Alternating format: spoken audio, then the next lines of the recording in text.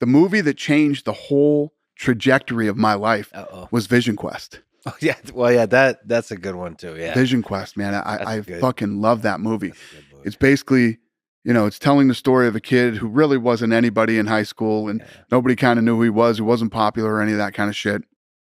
And he decided that that was the year that he was going to make his mark. And he was a good wrestler at 178 pounds, but he was going to move down to 160 something to take on the scariest guy and the whatever. But there's all these little things in the movie that really lay out what life is all about.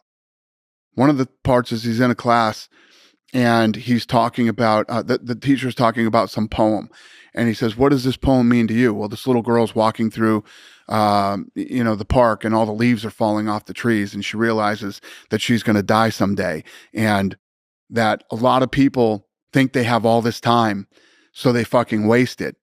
And they never go out and do what they really set out to do or accomplish or do anything great in their life.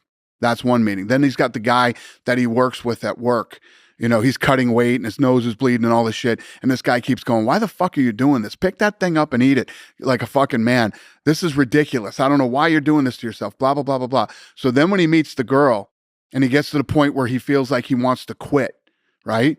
Where does he go? He goes to that guy's fucking apartment because he knows when he shows up at this guy's apartment, he's going to go, yeah, fuck this shit. No, he went to work. He went to work to talk to him, and he wasn't at work. He took the night off. So he shows up at the fucking house, at the shitty little fucking apartment that the guy lives in, and the guy's putting a suit and tie on and shit. He's like, they said you called in sick. What's going on? He's like, well, yeah.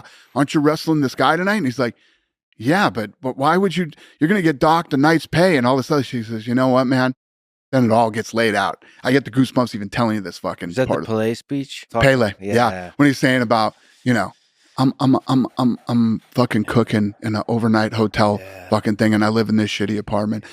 A human being can lift himself upside down and backwards and kick a ball into a fucking net, and the whole stadium goes crazy, and this guy runs around, and I'm sitting here in my fucking apartment alone, and I start crying. Yeah, I start crying. So the guy who's been shitting on him the whole fucking time actually really respects him for what he's done and sees what this kid is capable of doing and all this shit. This fucking movie spoke to me on so many different levels. And I think it's probably the most underrated movie of all time.